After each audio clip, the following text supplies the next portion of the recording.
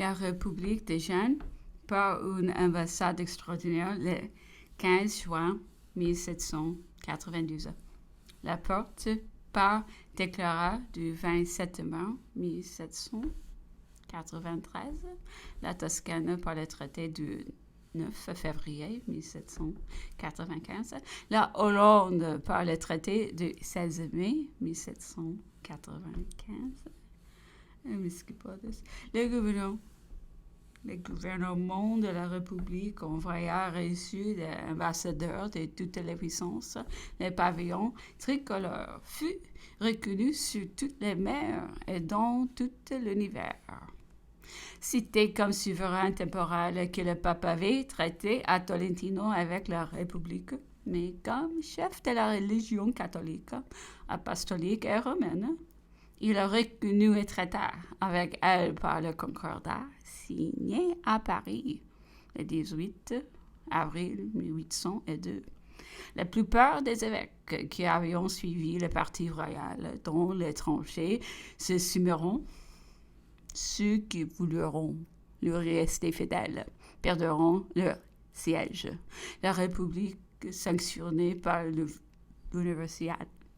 l'universalité des citoyennes, victorieuse par ses armées, reconnue par tous les rois, par toutes les puissances de l'univers. Le feu également par toutes les religions, et notamment par l'Église catholique, apostolique et romaine. Non seulement toutes les puissances du monde reconnaîtront la République après la mort de Louis XVI, mais même aucune ne lui reconnut jamais de successeur. Le procès de la troisième dynastie était donc terminé en 1800, comme ceux de la première et de la seconde. Les titres et les droits des Mérovingiens furent éteints par les titres et les droits des Gallo-Vingiens. Les titres et les droits des Gallo-Vingiens furent éteints par les titres et les droits des Capétiens. Tout comme les titres et les droits des Capétiens furent éteints par les titres et les droits de la République. Tout gouvernement légitime éteint les droits et la légitimité des gouvernements qu'on l'on précité. La République a donc été un gouvernement des faits et des droits, légitime par la volonté de la nation, sanctionné par l'Église et par l'adhésion de l'univers. Chapitre 3. La Révolution a fait de la France une nouvelle nation. Elle a affranchi les Gaulois de la conquête des Francs. Elle a créé de nouveaux intérêts et une nouvelle ordre des choses, conforme bien du peuple. Et ses droits à la justice aux lumières du siècle. La Révolution française n'a pas été produite par le choc des intérêts des deux familles se disputant le trône. Elle a été un mouvement général de la masse de la nation contre les privilégiés. La noblesse française, comme celle de toute l'Europe, date de l'incursion des barbares qui se partageront l'Empire romain. En France, les nobles représenteront les Francs et les Bourguignons. Le reste de la nation, les Gaulois, le régime féodal qui s'introduisit établit le principe que toute terre avait un seigneur. Tous les droits politiques furent exercés par les prêtres et les nobles. Les paysans furent esclaves. Partis attachés à la glèbe, la marche de la civilisation et des Lumières a franchi le peuple. Ce nouvel état des choses fit prospérer l'industrie et le commerce. La majeure partie des terres, des richesses et des lumières était le partage du peuple. peuple dans le XVIIIe siècle. Les nobles, cependant, étaient encore une classe privilégiée. Ils conservaient la haute et la moyenne justice, ayant des droits féodaux sous un grand nombre de nominations et de formes diverses, jouissant du privilège de ne supporter aucune des charges de la société, de posséder exclusivement les emplois les plus honorables. Tous ces abus excitaient les réclamations des citoyens. La révolution eut pour principal de détruire tous les privilèges, d'abolir la justice seigneuriale. La justice étant un inséparable attribut de l'autorité souveraine, de supprimer les droits féodaux comme le reste de l'ancien esclavage du peuple, de soumettre également tous les citoyens et toutes les propriétés sans distinction aux charges de l'État. Enfin, elle proclama l'égalité des droits. Tous les citoyens pourront parvenir à tous les emplois selon leur talent et les chances de la fortune. Les royaumes étaient composés de provinces qui avaient été réunies à la couronne plus ou moins tard. Elles n'avaient entre elles aucune limite naturelle. Elles étaient différemment divisées, inégales, en étendue et en population. Elles avaient un grand nombre de coutumes, aux lois particulières pour les civils, comme pour les criminels, étaient plus ou moins privilégiés, très inégalement imposés, soit par la quantité, soit par la nature des impositions, ce qui obligeait à les isoler les uns des autres par des lignes de douane.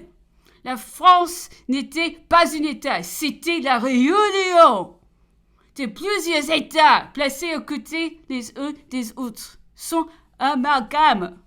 Les événements des siècles passés, les hasards avions déterminé le tout.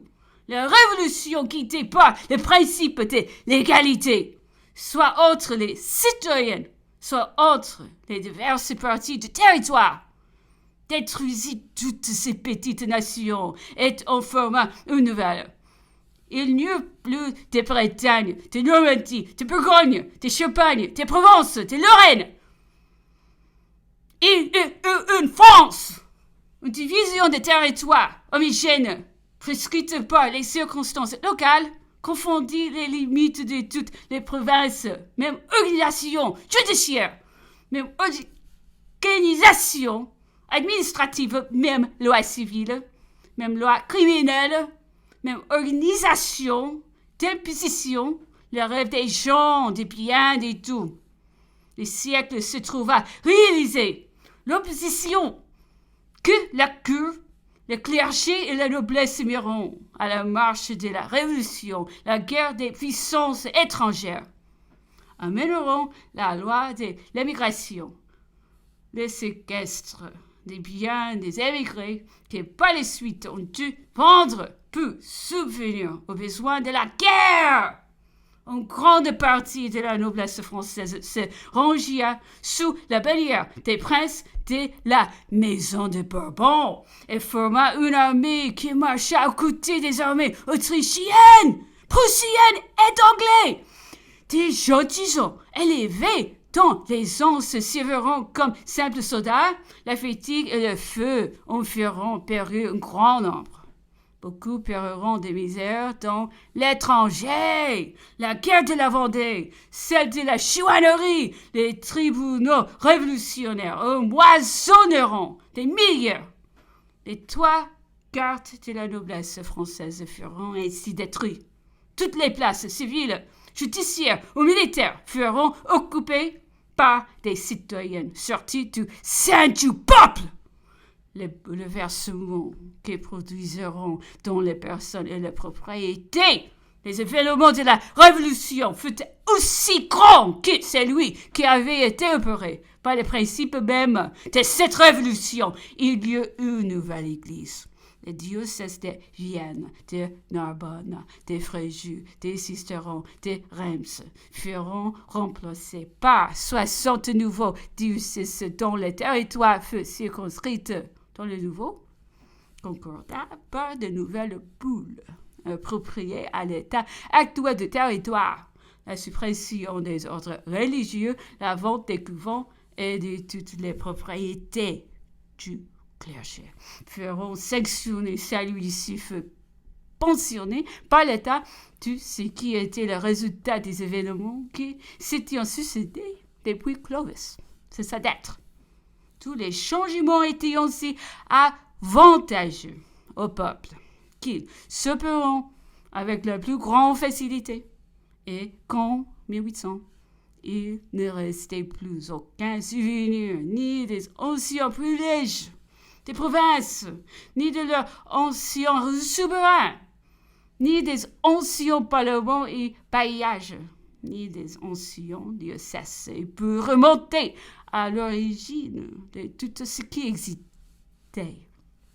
Il suffisait d'aller rechercher la loi nouvelle qu'il avait établie. La moitié du territoire avait changé de propriétaire. Les paysans et les bourgeois étaient enrichis. Les progrès de l'agriculture, des manufactures et de l'industrie surpasseront toutes les espérances. La France présenta le spectacle de plus de 30 millions d'habitants, circonscrites dans des limites naturelles, ne composant qu'une seule classe de citoyens, gouvernée par une seule loi, un seul règlement, un seul ordre. Tous ces changements étaient conformes au bien de la nation, à ses droits, à la justice et aux lumières du siècle.